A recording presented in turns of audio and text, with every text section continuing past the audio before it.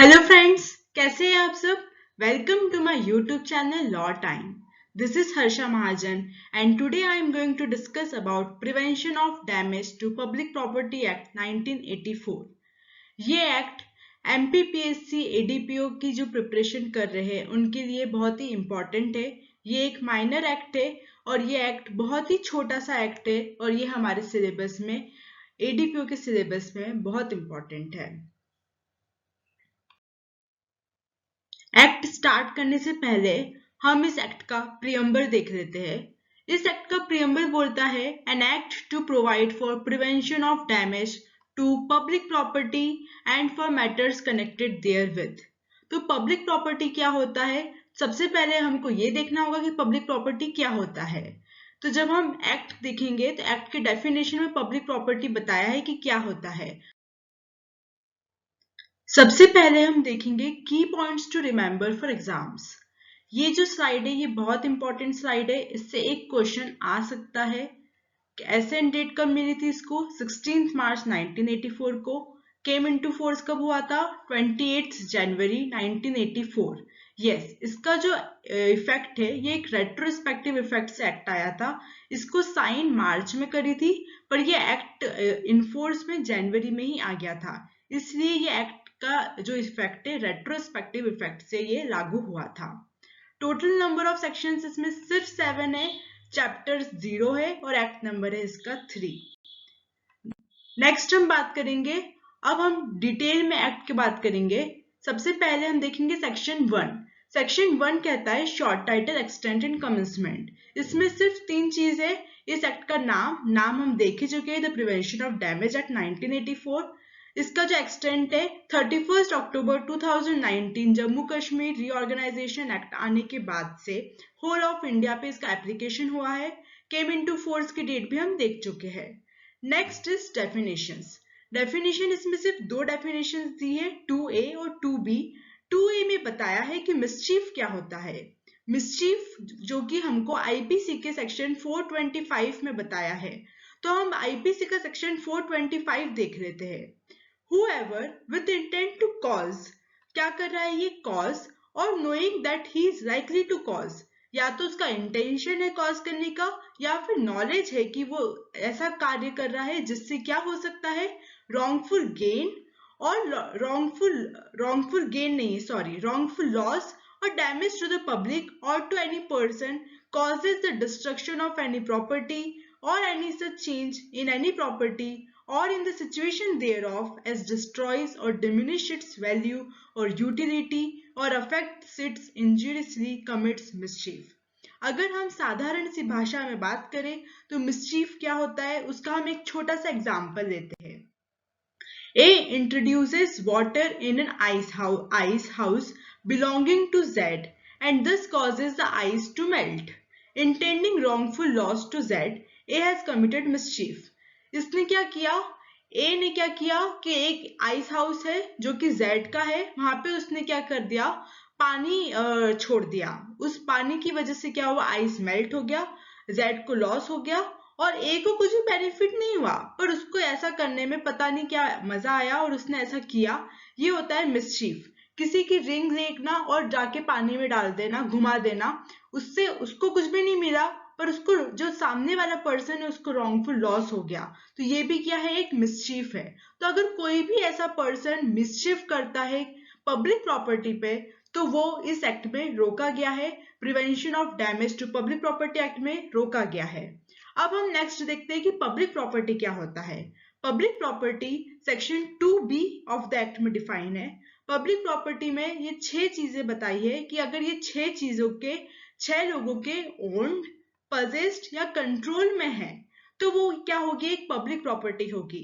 अगर वो central government या फिर स्टेट गवर्नमेंट या फिर लोकल अथॉरिटी या किसी कॉरपोरेशन जो कि ओन्ड और कंट्रोल बाय गवर्नमेंट है, या फिर कंपनीज एक्ट के कंपनी सेक्शन 617 में अगर वो कंपनी है तो, या फिर ऐसा कोई इंस्टीट्यूशन, ऐसी कोई ऑर्गेनाइजेशन, ऐसी कुछ कंसर्न जो कि सेंट्रल गवर्नमेंट ने नोटिफाई करी है स्पेशली इन दिस बिहाफ, तो ये सारी चीजों में कोई भी इमूवेबल प्रॉपर्टी, कोई भी मूवेबल प्रॉपर्टी या फिर कोई भी मशीनरी, ये सारी चीजें क्या होंगी, पब्लिक प्रॉपर्टी में आएंगी। पब्लिक प्रॉपर्टी को मैंने आगे की स्लाइड में पीपी लिखा है, इसलिए मैंने यहाँ पे भी पीपी नोट किया है। तो पब्लिक प्रॉपर्टी अगर हम देखें तो पब्लिक प्रॉपर्टी में वो हर चीज आ जाएगी जो कि owned and controlled by government है, या तो वो सेंट्रल गवर्नमेंट है, या तो वो स्टेट गवर्नमेंट है, या लोकल अथॉरिटी। तो हर वो चीज जो कि गवर्नमेंट की बिलोंग करती है उसको हम बोलेंगे पब्लिक प्रॉपर्टी। जिसका कोई प्राइवेट ओनर नहीं है तो वो क्या होगी, पब्लिक प्रॉपर्टी में आएगी। अगर कोई पर्सन पब्लिक प्रॉपर्टी डैमेज करता है तो वो पनिशेबल अंडर दिस एक्ट है। नेक्स्ट सेक्शन हम देखेंगे सेक्शन 3। सेक्शन 3 देखने से पहले हम इस पनिशमेंट चार्ट को देखेंगे। पनिशमेंट चार्ट मैंने बनाया है सो दैट आप इसको इजीली लर्न कर सके। इसे लर्न करना बहुत जरूरी है, इससे भी एक क्वेश्चन आ सकता है। सेक्शन 3 में दो डेफिनेशंस दी है, सबसेक्शन 1 और सबसेक्शन 2 में। सबसेक्शन 1 कहता है कि अगर कोई पब्लिक प्रॉपर्टी में मिसचीफ करता है तो उसको सजा दी जाएगी विच में एक्सटेंड टू 5 years, मतलब मैक्सिमम 5 years उसको सजा दी जाएगी प्लस फाइन। और इसमें रिगरस इम्प्रिजनमेंट और सिंपल इम्प्रिजनमेंट बोथ है, इसमें on the discretion of the जज है।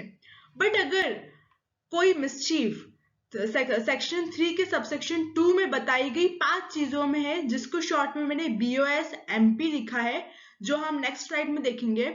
अगर कोई मिसचीफ इन 5 पर्टिकुलर थिंग्स में करता है तो उसको मिनिमम 6 month की जेल तो होगी ही होगी, मैक्सिमम 5 years प्लस फाइन। और इसका जो इम्प्रिजनमेंट है ये रिगरस इम्प्रिजनमेंट है, ये एक्ट में बता दिया गया है, डिस्क्रिशन ऑफ द जज नहीं है। नेक्स्ट सेक्शन की बात करते हैं। अगर कोई मिसचीफ करता है, अगर कोई सी फायर या एक्सप्लोजिव सब्सटेंस से कोई मिसचीफ करता है तो उसको मिनिमम 1 year जेल जाना होगा और मैक्सिमम 10 years प्लस फाइन, और इसमें भी रिगरस इम्प्रिजनमेंट है। तो ये जो स्लाइड है ये वेरी इंपॉर्टेंट स्लाइड है, इससे एक क्वेश्चन आ सकता है, तो इसको आप बिल्कुल याद कर लीजिए। इसकी पनिशमेंट याद करना भी बहुत इजी है। अगर हम इसे ऐसे याद करें तो 0, 6 month, 1 year, फिर 5 years, 5 years, 10 years plus fine तीनों में है। रिगरस इम्प्रिजनमेंट फर्स्ट वाले में है, नहीं है, सेकंड में और थर्ड में है। तो इसको याद करना भी बहुत इजी है, चार्ट के थ्रू आप याद करेंगे तो आपको बहुत जल्दी याद होगा। नेक्स्ट हम बात करते हैं सेक्शन 3 को। हम डिटेल में देख रहे थे कि सेक्शन 3 क्या बोलता है। ये इस तरह का जो मैंने पिक्चर आपको डिस्प्ले किया है, इस तरह से आप देख सकते हैं कि यहाँ पे पब्लिक प्रॉपर्टी को कितना सारा नुकसान हुआ है। सेक्शन 3 बोलता है mischief causing damage to public property, ऐसी मिसचीफ जिससे क्या हुआ है, डैमेज हुआ है पब्लिक प्रॉपर्टी को। अगर कोई ऐसी डैमेज करता है पब्लिक प्रॉपर्टी को तो उसका हम इम्प्रिजनमेंट और पनिशमेंट तो देख ही चुके हैं। हम सबसेक्शन 2 देख लेते हैं। इस स्लाइड में सबसेक्शन 2 वेरी इंपॉर्टेंट है। सबसेक्शन 2 ये बोलता है कि अगर कोई person building, oil, sewage, mine, factory, public transportation, ऐसी किसी 5 जगहों पे करता है मिसचीफ, तो उसको पनिशमेंट क्या दिया जाएगा, ये 6 month वाला पनिशमेंट दिया जाएगा, जो हम पहले देख चुके हैं। नेक्स्ट सेक्शन है mischief causing damage to public property by fire और एक्सप्लोजिव सब्सटेंस। अगर कोई ऐसी फायर की वजह से कुछ मिसचीफ करता है किसी पब्लिक प्रॉपर्टी में, तो उसको जो पनिशमेंट है वो सीवियर पनिशमेंट दी जाएगी। इसमें 1 year से लेकर 10 years तक प्लस फाइन। और ये चाहे तो स्पेशल रीजंस अगर उसके पास है तो कोर्ट चाहे तो इस इम्प्रिजनमेंट को, जो 1 year वाला इम्प्रिजनमेंट है, इसको कम भी कर सकता है।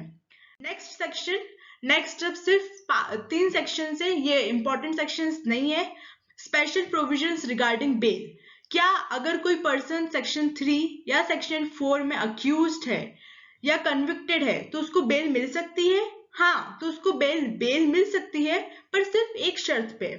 उसका जो प्रोसिक्यूशन का जो वकील है उसको अपॉर्चुनिटी टू अपोज दिया जाएगा। जब भी वो जो बेल उसका जो वकील है बेल लगाएगा तो उसका जो अपोजिट वकील है उसको अपॉर्चुनिटी टू अपोज दिया जाएगा। वो उसका पक्ष रखेगा कि क्यों इसको बेल नहीं दी जानी चाहिए। सेक्शन 6 बोलता है, सेक्शन 6 है सेविंग। ये जो एक्ट है ये इन एडिशन टू होगा and not in derogation of the provision of any other law. Means अगर किसी एक पर्टिकुलर लॉ में या इस एक्ट में कुछ कॉन्फ्लिक्ट होता है तो ये जो एक्ट है ये प्रिवेल करेगा। सेक्शन 7 रिपील एंड सेविंग, इसके पहले prevention of damage to public ordinance 1984 था, अब क्या आ गया है, एक्ट आ गया है, तो जो ऑर्डिनेंस है उसकी जो वैल्यू है वो क्या हो जाएगी, खत्म हो जाएगी, वो जो है वो रिपील हो जाएगा। आई होप कि आपको ये एक्ट समझ में आया होगा। इस एक्ट में कुछ भी नहीं है, ये सिर्फ 7 सेक्शन का चैप्टर है, 7 सेक्शन का एक्ट है, और इसमें याद करने के लिए सिर्फ पनिशमेंट है। फिर मिलेंगे हमारे नेक्स्ट वीडियो में, तब तक के लिए आपका ध्यान रखिए, खुशियां बांटते रहिए, बाय बाय।